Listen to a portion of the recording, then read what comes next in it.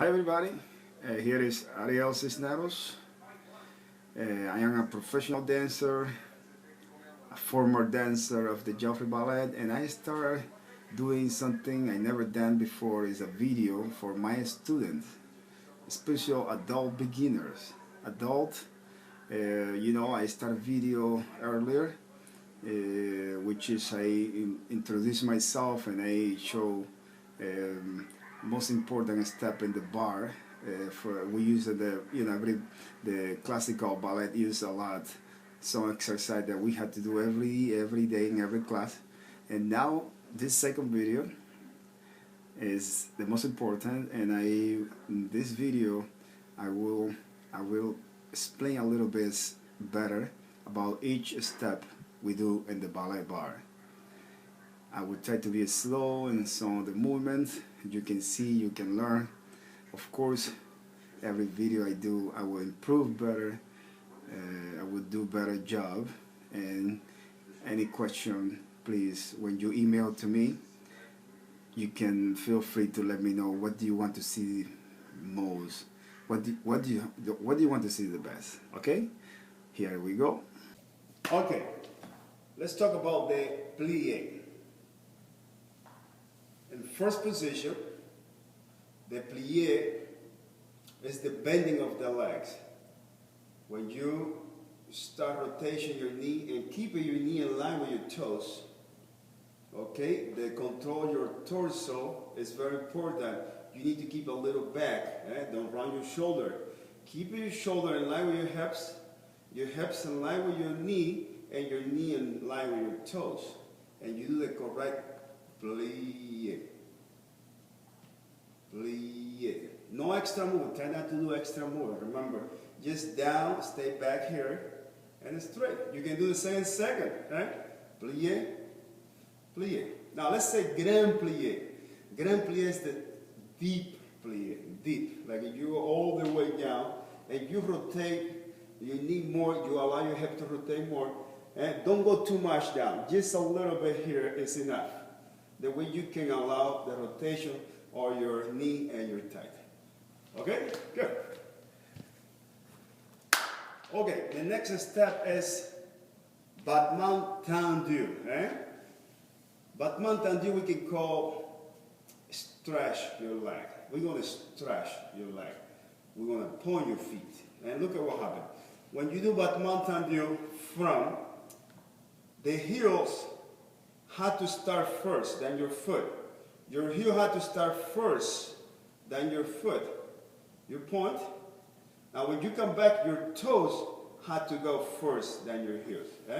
Heels, toes. Heels, toes. Remember to transfer your weight on the support leg. You cannot do this if you don't transfer. You cannot move it, and the first thing you have to transfer, very important, and you stretch your leg at maximum. How you going to do that? You want to try to feel like a two force. Your foot press down and create a strong force down to the floor like an arrow pointing down the floor, and at the same time you pull up here. And what happens? You need to force your knee. Just pull up and point your foot. Now when you're going back, your toes start first. Your toes, and then the whole movement. Then the heels go down to the floor. Remember to your toes, and then the heels. Toes, then the heels. When you do those movements, you have to use the whole foot. Remember, heels, ball, toes. Toes, ball, heels. Heels, ball, toes. Your ball, and then your heels. Same to the back. You can do toes, ball, point, and then you bring your ball, and then your heels. Toes, heels. And then you use the whole foot. Remember, you have to brush the floor. Very important to feel like a brushing. Brushing. Send to the side. Sides the same like the front. Heels go first, and then you point, and then the heels come turn out. Okay? That's the battement tendu. Okay. Now we're going to talk about battement dégagé. Very important. Battement dégagé We can call battement jeté, or some people call battement glissé. I don't know, I just call battement dégagé, but also with battement jeté. What happened? We use the same principle like battement tendu. The only thing is you go the heels first. Now when you go point, you're gonna whip and lift your foot off the floor, not too high, 25 degrees.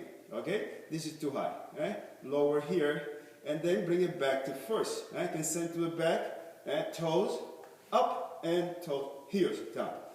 Heels and point, toes go back. Toes point back. You can do faster, remember, depending how you remember, transfer waist, transfer your toes, and then allow movement. Okay, plie. That's all. Okay, now we have the rond de jambe.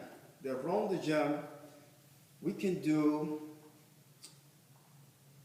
Okay, first thing we count the rond de jambe that you count in three count, or let's do in three movement. We do 1, 2, 3. Relax. 1, 2, 3. Relax. Now this is 1, 2, 3. This starting the front to the back. We call underward, outward, or underdown, inward. Underdown is back. 2, 3.